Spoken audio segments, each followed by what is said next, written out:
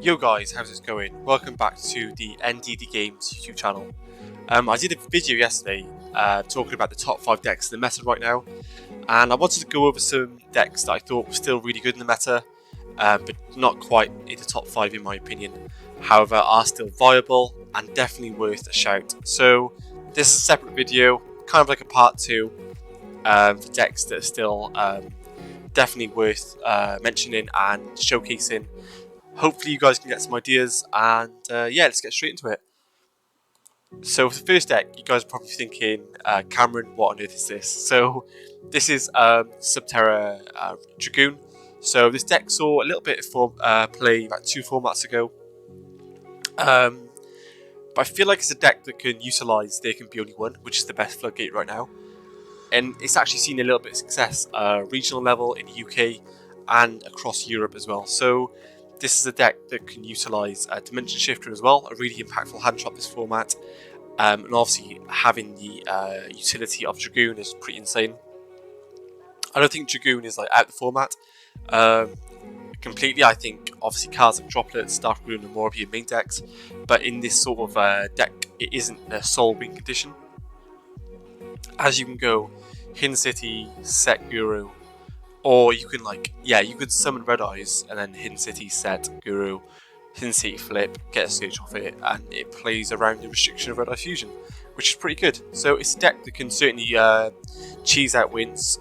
Also can utilise Necro Valley, a really insane card that can be either set off a set rotation, but I thought the Terraform would probably be better.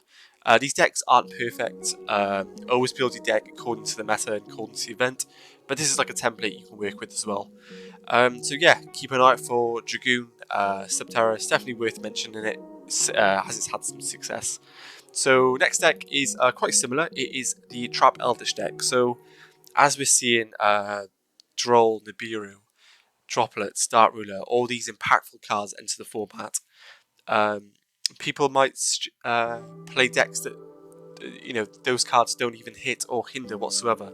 So Eldritch is probably one of them. It's one of the cards that decks that obviously play a high amount of traps that are more impactful, like Torrential Tribute, which I still think is one of the most insane traps in the game.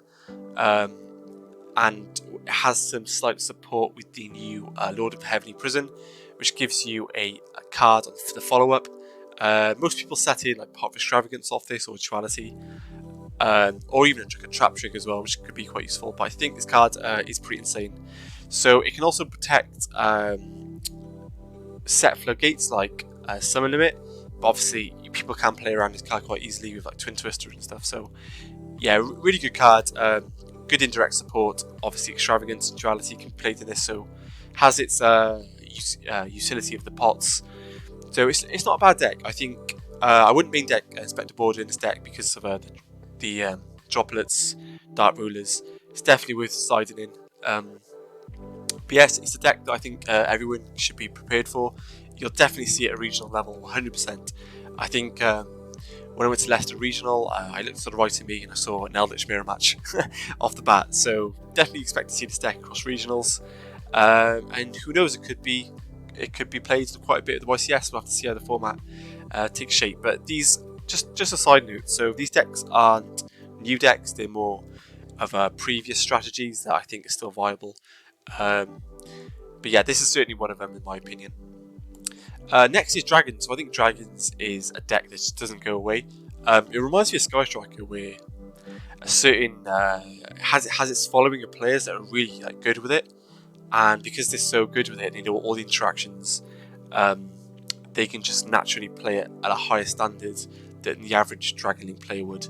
So I think that's why it sees a lot of results, especially regional level. I think it topped an LCS or top the last LCS. I think 1 or 2 got top 16. So yeah, the deck can still do things. I don't think it'll get hit on the ban list. I think it's already limited to what it can do right now. But it's just one of the decks where if it has a good pilot, it's cracked and it can do a lot of good crazy things. So yeah, definitely worth adding in here. Next is Dogmatica Invoked. Not the Shaddoll variant, but we do play Schism. So this is like quite a standard deck right now. It's one of those decks I feel like in America more than Europe is when it's like an undefined format. People sort of play normal summon Alistair for some reason. A lot of people do it. I saw it a little bit at regionals, but I think the Dogmatica engine is quite insane.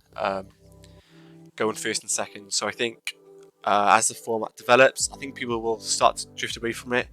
It's just a deck that's quite easy to play, and it's just solid in like an undefined format. And you can play DKB as well.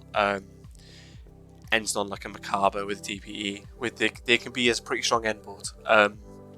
So yeah, it's quite an interesting deck. Certainly keep an eye out for it. It's going to be like top 10 decks for sure. But we'll have to see how the format shapes up. And it has a lot of utility with hand traps and the floodgates, etc. So yeah, pretty good deck. I'd certainly keep an eye out for it for regionals and stuff. Next deck is Pure Tri Brigade. So I really like this deck, this format. I don't know why. It's just I know it's been around since forever. With the recent hit 10 key to 1, I don't think it did much, but I feel like the Tri Brigade cards do a lot on their own.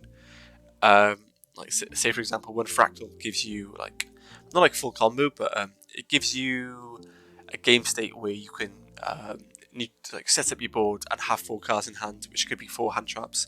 So it's definitely a deck that I still think still on the radar.